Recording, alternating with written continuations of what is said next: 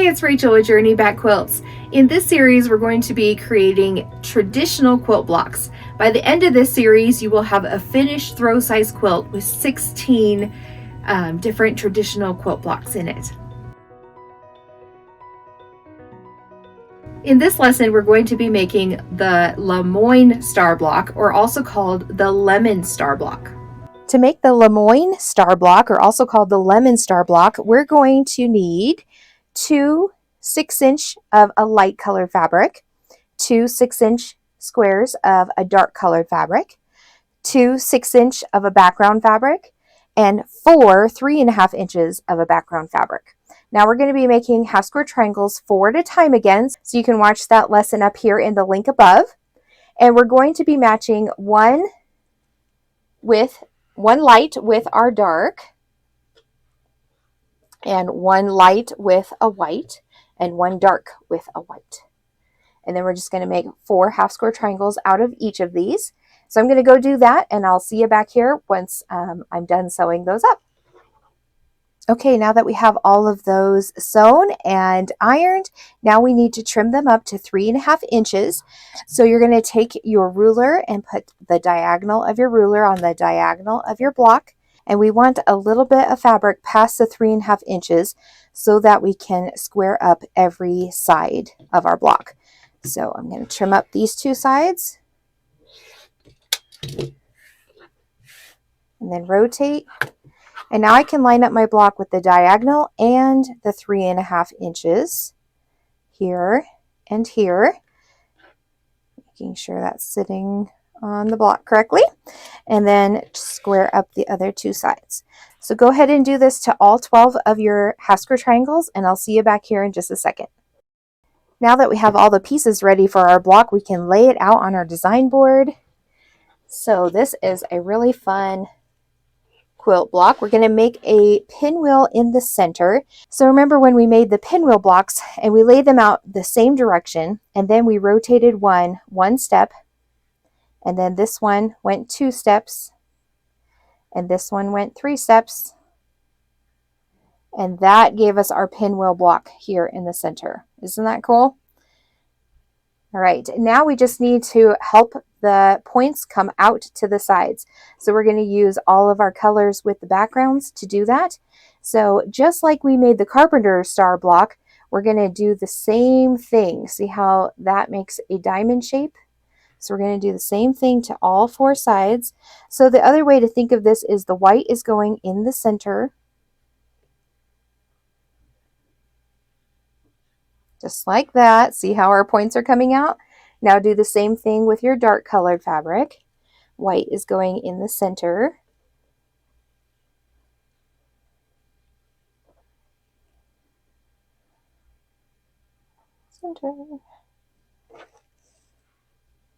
There we go. Can you see our star block? Oh, that looks so good. And then our background 3.5 inch squares are going to be the corners. So this is a little bit more challenging than last week's block where we made a 3 patch with the friendship star. And you can watch that video up here in the link above. With this block, we're going to be making rows of 4.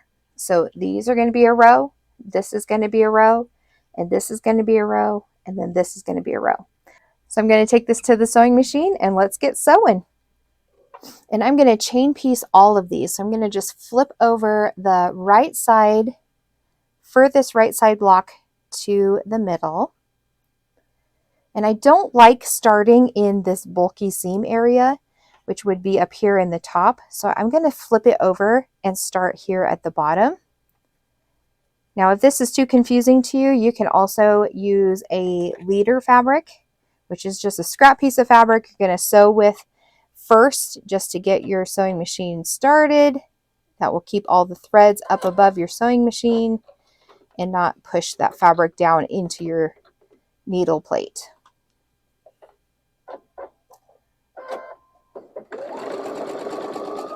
We're just going to sew that down at a 1/4 inch seam. And then I'm going to go to the next blocks right next to it. So I just sewed these 2, and now I'm going to sew these 2 next, and then I'll sew these 2, and then these two. And we're just going to continue to chain piece everything so that this will go a little faster and a lot smoother. And as long as you sew them in the same order, going from right to left, right to left, right to left, then everything is going to lay back out in the right directions.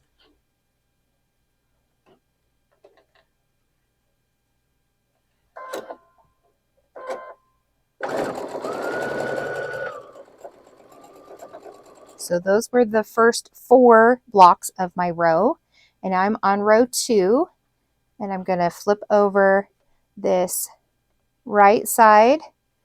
So this was the furthest right to the next block, right sides together, and sew those down.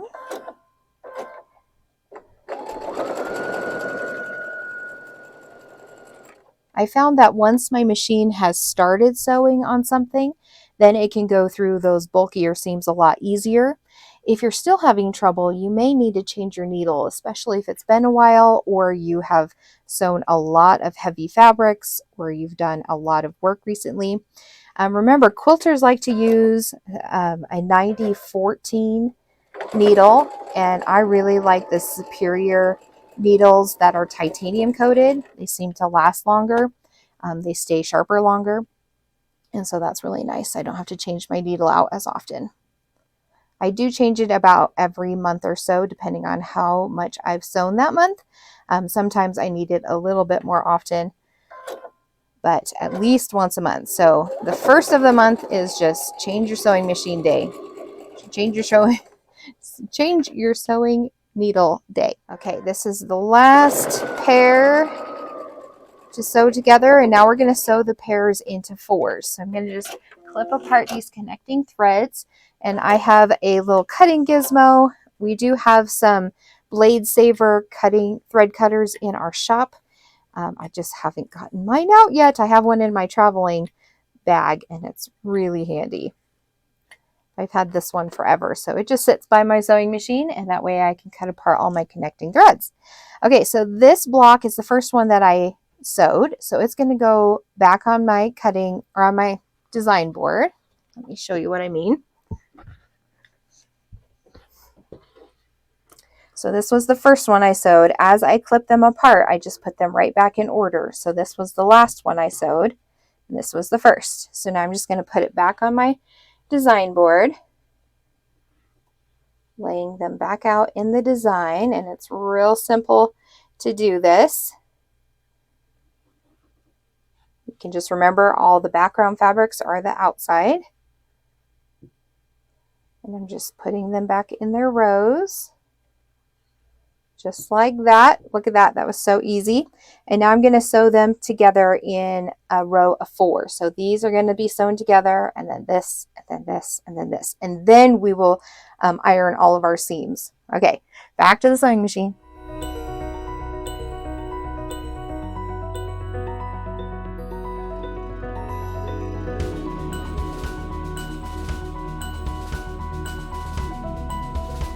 And I'm flipping this one around so that I'm starting in a simpler seam and not all of this stacked bulkier seams from our half square triangles, just because I can.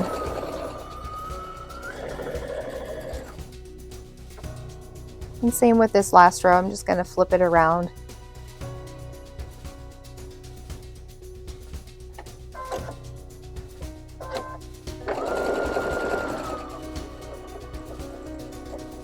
Okay, now that they're sewn in rows of 4, let's clip apart the connecting threads and take it back to the ironing board.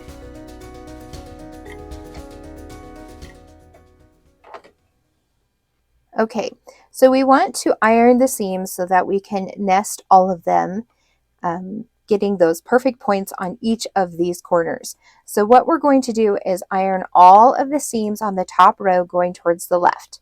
Then the next row we're going to go towards the right. The next row we're going to go towards the left, and the last row again towards the right. So it's going to be every other one going towards the left or right. Now, a way to do this so that they're all going the same direction, because it is difficult to iron going the other way, is just to rotate the blocks that have to go the opposite direction. And now we can iron all of them going towards the left. And this is going to make our job a lot easier when we go to nest those seams. So I'm just going to pick up this block, let that seam rest on the ironing board, and press it over with my iron. And then travel down to the next one. And then again to the last one. Get my blocks out of my way so that they're all going towards the left. And if you like your seams really nice and flat, use a clapper to help those seams lay really flat and they get the heat taken out of them so that it stays nice and flat. Okay, so this one was rotated so that I can iron it going towards the left as well.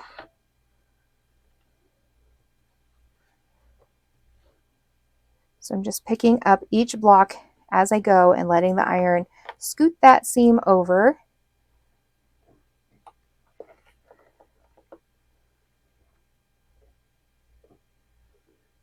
So now that when we're done with this, when we rotate it back, it's actually going towards the right. And I'm going to let my little clapper do its work on there too. Now, if you're a lefty, you're going to do this all the opposite direction so that you can iron going this way instead of this direction that I am, because I am right-handed. I admire you left-handers because you have to do everything opposite that we do, and you can't just copycat us. You actually have to think about it. You're so smart. All right, once those are all set, then we're just going to make sure that they're going the right direction again before we sew them back together. So I'm going to grab my design board so I can lay them back out. We've got our top, the second, just make sure they're going the right direction. They're not. So see how these are matching, but it's going like this. So we need to rotate it so that these are in the center. That looks better. We need that straight line. And then this one, rotate. And then this one, rotate. Okay, let's double check that they're going the right direction. So these are all going towards the left. These I can feel are going towards the right. These are going towards the left. And these are going towards the right. Awesome. So what I'm going to do next is flip this one over to the second row, nest these seams. If you want to pin them now you can, or you can just work one at a time like I do. And I'm going to sew this one, and I'm going to sew this one, chain piecing them, and then we can sew them together. Okay, let's go to the sewing machine. So what I want to do is focus on these first set of seams, get them nested, even if our blocks aren't lining up to the very edge of our outside block. That's okay. We want those seams to nest more than anything. So I'm just going to sew right past those. Because I didn't pin everything, I'm just going to use my sewing machine as my third hand. So after you get past that first set, pause, readjust your fabric, make sure the next ones are nested. And I just kind of peek at them at the side here. You could rotate them, lift up your foot and rotate it, keep your needle down so you can really see if those are nested in place. You can lift it up, take a peek. You can feel that everything's lining up and laying correctly, and then sew past those. Okay, and then get the next set nested. Sometimes it takes a little bit of persuading, not really pulling or pushing too much, but definitely a little persuasion to get it to set in place. All right, there we go. And now I'm just going to keep going. I'm going to sew right off the edge, keep my needle down, get my next set, make sure that they are nested, that first set. All right, and then lift my foot and continue on.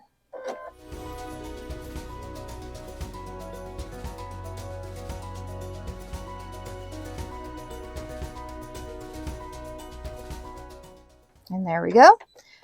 Now I can break thread here, clip apart those connecting threads. I'm going to check out the bottom layer first and see how it looks. Those are good. Those are good. And that's good. Awesome. And now let's look at the top. That looks good. Yay! Okay, now I'm just going to put both of these together, make sure they're going the right direction, put them right sides together. And yes, I haven't ironed them yet. I'm just going to let them flop open. If you need to iron, you can pause here and go ahead and do that. And then I'm going to nest these first set of seams again, match up the raw edges, and sew those down. Okay, and then pause, nest, sew, nest.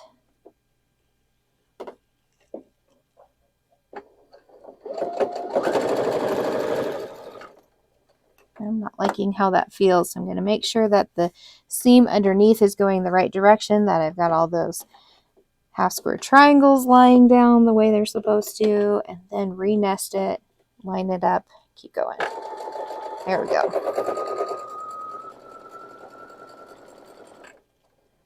Okay. Now let's see how it looks. Center's looking great. Awesome. Let's go iron it.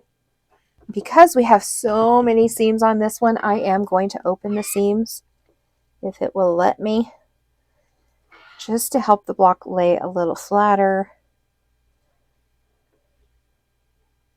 which should help when we go to square it up to make sure that everything's lined up.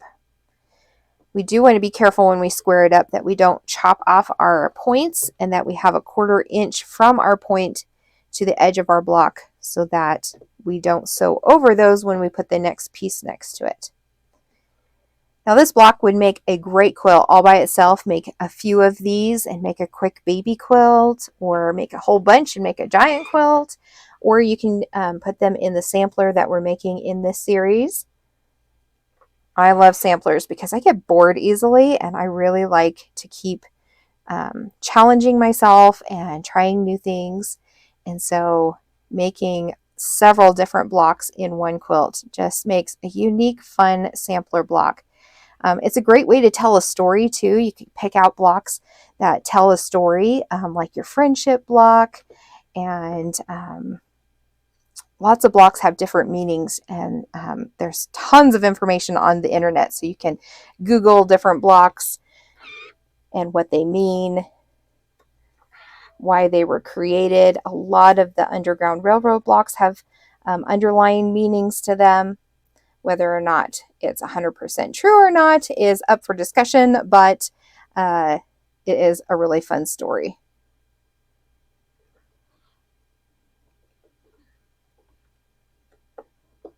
All right, once we get those all opened up, I'm going to flip them over and just give it a good press from the top as well, because we have a lot of seams in there.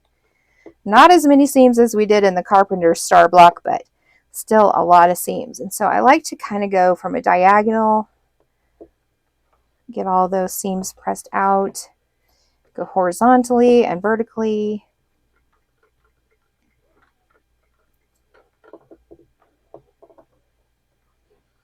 And then diagonally. That just helps those corners to lay out a little bit better, because sometimes they're the culprit to squaring things up correctly. So you can see here we want about a 1/4 inch seam from this point to the edge, and it looks perfect. But this one, I'm a little short on my outside edge, so I may need to refix that a little bit. These look pretty good, but let's see what the ruler says. So 3 1/4 is this line, 6 1/4 is your center mark. And since we have a center line this time, we can line it up with that center line. So 6 1/4 is coming down here and across. And that will show us where we need to square things up.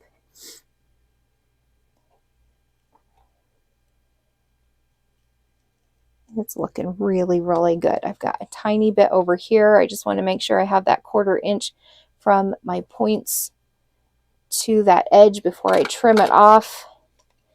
I have just a touch right there.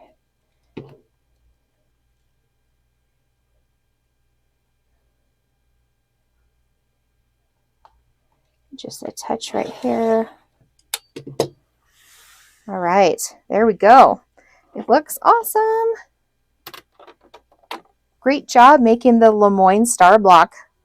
Hey, thanks so much for joining me today in making the LeMoyne Star Block. I hope that you enjoyed this and you're going to go make one for yourself.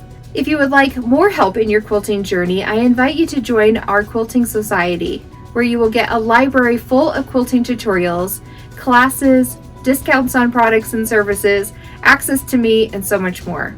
Don't forget to hit the subscribe button, and I'll see you next week where we're going to be making the crazy house block. I'll see you then. Don't forget to hit subscribe, like, share, comment, all the things. I would love to hear from you and help you be able to do all the things, So yeah, great.